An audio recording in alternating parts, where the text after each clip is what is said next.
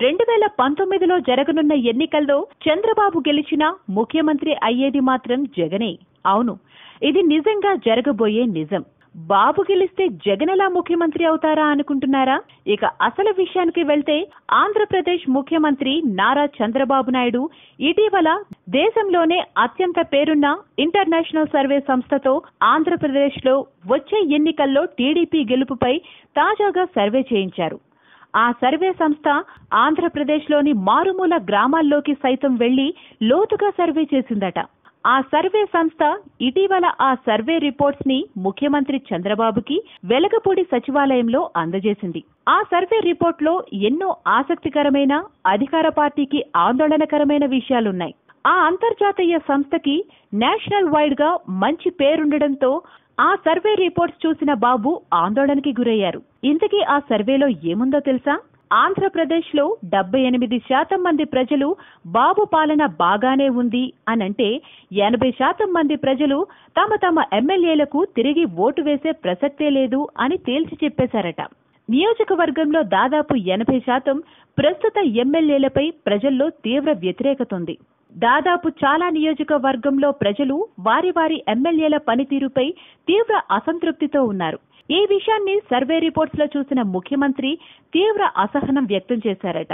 తాను పదే పదే ఎమ్మెల్యేలకు తమ తమ పనితీరు మార్చుకోమని హెచ్చరిస్తున్నా 3 ఏళ్లుగా వారిలో మార్పు రాకపోవడంతో ముఖ్యమంత్రి సీరియస్ గా ఉన్నారట. ఎమ్మెల్యేలకు ఎన్నిసార్లు చెప్పినా, ఎన్ని వర్క్ షాపులు కండక్ట్ చేసినా వారి తీరు మార్చుకోవట్లేదు. దీంతో ఈసారి సమావేశంలో ప్రజాప్రతినిధులకు చివరిసారి తీవ్రంగా క్లాస్ తీసుకోనున్నారట. అయినా కూడా తమ పనితీరు మార్చుకోకపోతే ఎన్నికలకు సంవత్సరం ముందు ప్రజా వ్యతిరేకత ఉన్న ఎమ్మెల్యేలపై కొత్త అభ్యర్థులను నియోజకవర్గంలో రంగంలోకి దింపి ఎన్నికల లోపు ప్రజలకు కొత్త అభ్యర్థులు చేరువయ్యేలా వ్యూహం రచిస్తున్నారు. అయితే ఇక్కడే ఒక ముఖ్యమైన విషయం ఉంది.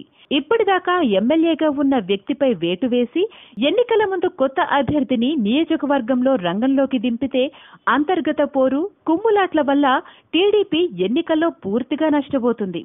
ఇప్పటికే నియోజకవర్గంలో బలంగా ఉన్న వైఎస్ఆర్సీపీ అభ్యర్థులు ఆటోమేటిక్ గా మంచి మెజారిటీతో గెలుస్తారు. చంద్రబాబు ఒక్కరే ఎంత బాగా పనిచేసినా, ఆయన అత్యధిక మెజారిటీతో గెలిచినా అవసరమైన ఎమ్మెల్యేల బలం లేకపోతే ముఖ్యమంత్రి కాలేరు. ఇదే వైఎస్ఆర్సీపీకి అనుకూలంగా మారుతుంది.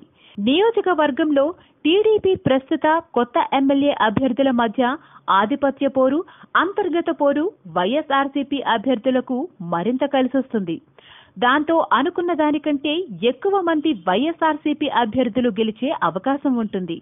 అందుకే చంద్రబాబు గెలిచినా తన సొంత పార్టీ ఎమ్మెల్యేలపై ఉన్న వ్యతిరేకతే ఆయనకి ముఖ్యమంత్రి కుర్చీని దూరం చేస్తుంది.